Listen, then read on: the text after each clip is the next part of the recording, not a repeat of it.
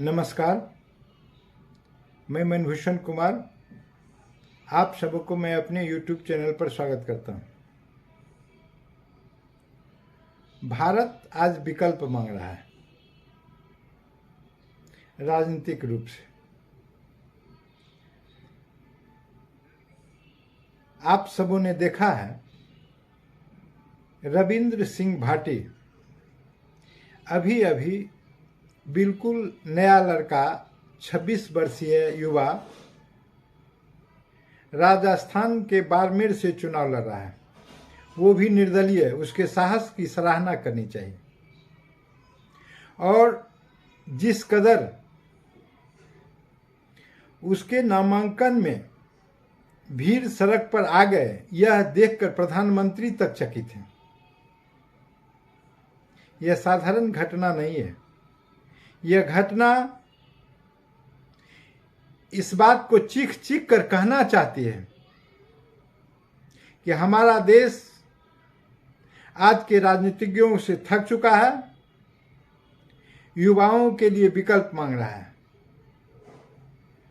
पुराने लोग राजनीतिक जो भी हैं, राजनीति को विराम दें और नए लोगों को अवसर दें। भाटी जोधपुर से जयप्रकाश नारायण व्यास विश्वविद्यालय जोधपुर से छात्र संघ का चुनाव लड़कर अध्यक्ष बने थे और इसके बाद वो भी निर्दलीय। वह पूर्व में एबीवीपी का कार्यकर्ता था, लेकिन वहां सम्मान नहीं मिलने के कारण वह निर्दलीय लड़ा और फिर वह भाजपा ज्वाइन किया। बीजेपी में सम्मान नहीं मिलने के कारण वह शिव विधानसभा क्षेत्र से निर्दलीय प्रत्याशी के रूप में अपना नामांकन दाखिल किया और 4000 मतों से विजय रहा। और फिर जो उसका जलवा, वह किसी से छुपा हुआ नहीं है। 4000 मत से जीतने वाला लड़का और अपने विधानसभा और विधानसभा से बाहर के लोगों को अपनी ओर आकर्षित करने की क्षमता रखने वाला लड़का रविंद्र सिंह भाटी पूरे भारत में चर्चा का विषय बना हुआ है। यह साधारण घटना नहीं है। यह इस बात को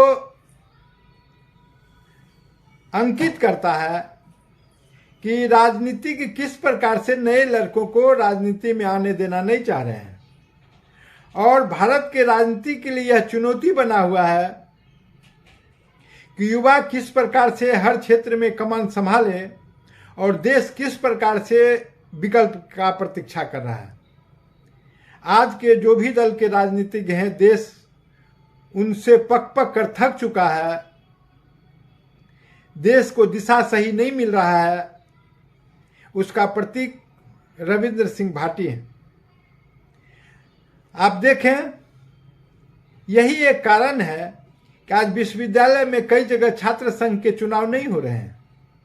वो इसलिए नहीं हो रहे हैं, उसमें एक रणनीति है। अगर युवा छात्र संघ के चुनाव में जीत कर आएंगे और छात्र अपनी भागीदारी बिहार और भारत की राजनीति में जब मांगेगी, तो फिर पुराने लोगों को अपना पद रिक्त करके घर जाना पड़ेगा और गरीब घर का लड़का भी राजनीति में अपनी भागीदारी सुनिश्चित कर सकेगी। हम सभी जानते हैं, दल कोई भी हो, लेकिन देश की राजनीति मात्र 500 घराने संभाल रखा है। कई प्रकार से उसको इंगली पर गिना जा सकता है, चाहे वो सिंधिया घराना हो, चाहे पवार का घराना हो, मुलायम सिंह का घराना हो, लालू प्रसाद का घराना हो, चिराग पासवान का घराना हो, जीतन राम मांझी का घराना हो, दिग्विजय सिंह का घराना हो, कमलनाथ का घराना हो, वसुंधरा सिंधिया का उधर का घराना हो। इस प्रकार से जो राजे रजवाड़े थे वो गरीब की हकवारी कर रहे हैं। गरीब को जो अधिकार मिलना चाहिए वो नहीं मिल रहा है। आज कोई गरीब चुनाव लड़ने की हिम्मत नहीं कर सकता है। यह भारत की राजनीति का एक विडंबना है। कहने को एक चाय बेचने वाला प्रधानमंत्री तो हो सकता है, लेकिन जब चाय बेचने वाला एक प्रधानमंत्री बन जाता है तो वह चाय बेचने वाला गरीब के लड़कों को बढ़ने नहीं देता है। वह फिर उसी घराने को लेकर आता है, चाहे वो भाजपा के तरफ से घराना हो, चाहे वो कांग्रेस के घराना हो, या छोटे झोले अन्य दलों के गठबंधन का घराना हो। इसीलिए कि उनको अपने पद पर बना रहना है। यह बहुत सुंदर अवसर मिला था।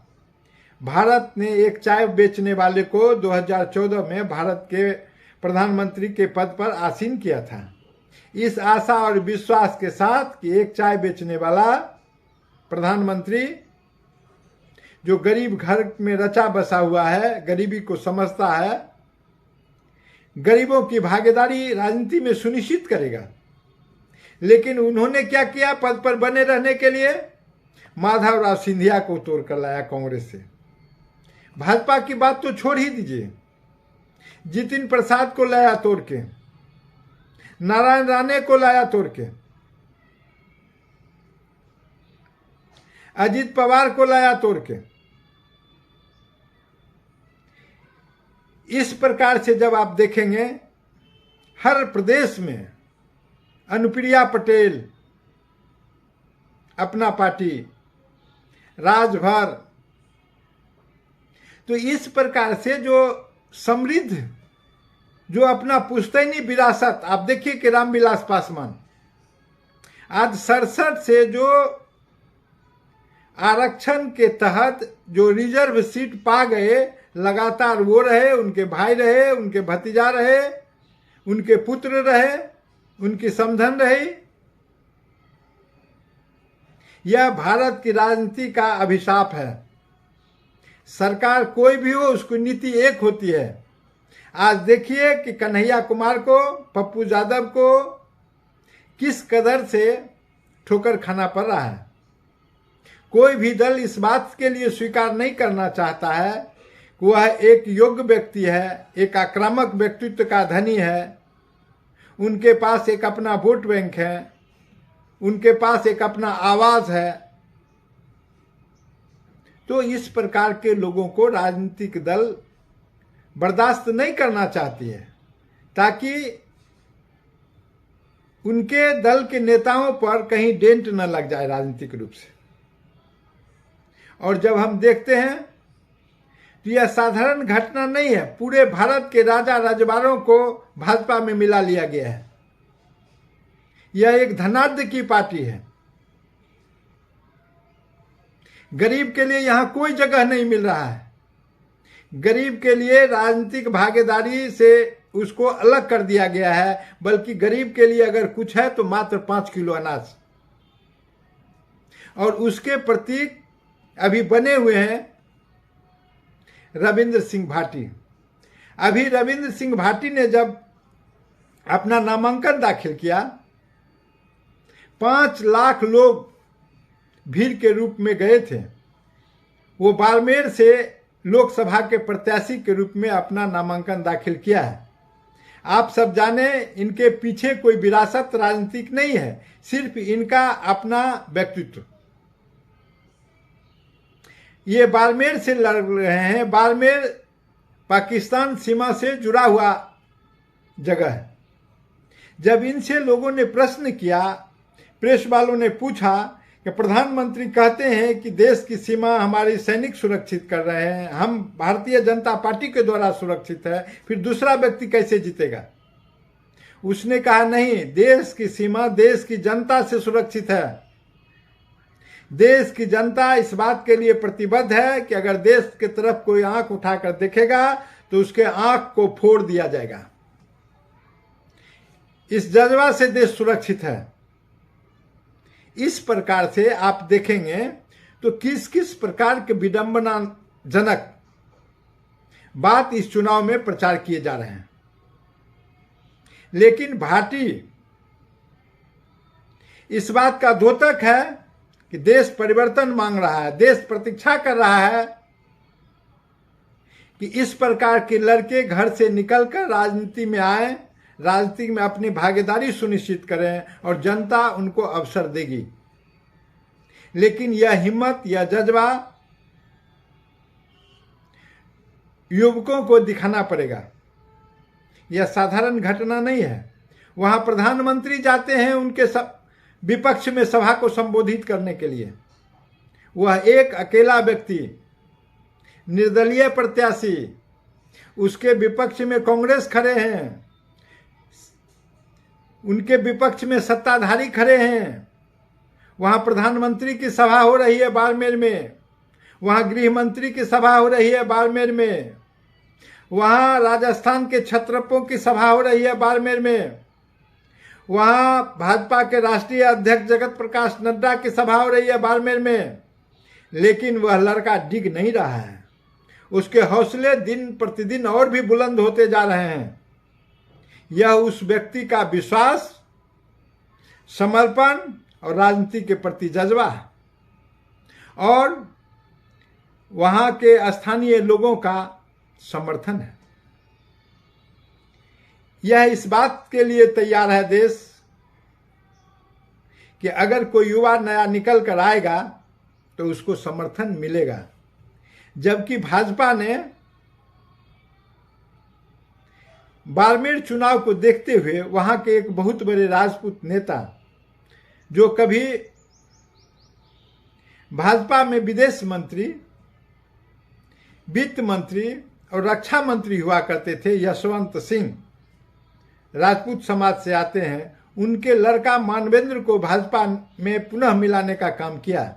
एक समय था जब मानवेंद्र भी भाजपा से सांसद हुआ करते थे, लेकिन भाजपा में जब किसी को जगह नहीं मिलता है, बड़ी दुखी मन से वो दूसरे जगह जाता है और भाजपा भी फिर समय देखकर उसको बुलाकर अपने में मिला लेता है। पुनः मानवेंद्र ने कहा कि हम अपने मूल घर में वापस आ गए हैं। यह तो राजनीतिक मुहावरा है, लेकिन जिस कदर एक 26 वर्षीय लड़का ने देश की राजनीति में हलचल मचाकर रख दिया है, यह साधारण घटना नहीं है।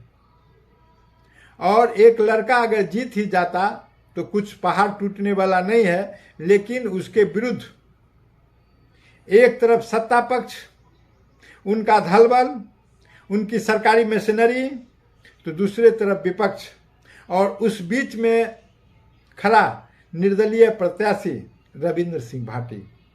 और ऐसा लगता है कि उसका जीत भी लगभग सुनिश्चित है। जनता का आशीर्वाद उसके सर पर है, जनता का हाथ उसके सर पर है, और यही भारत के राजनीति में आज के दिन चर्चा का विषय बना हुआ है। अगर यह वीडियो आपको पसंद आए तो सब्सक्राइब करें, बेल आइकन दबाने का काम करें।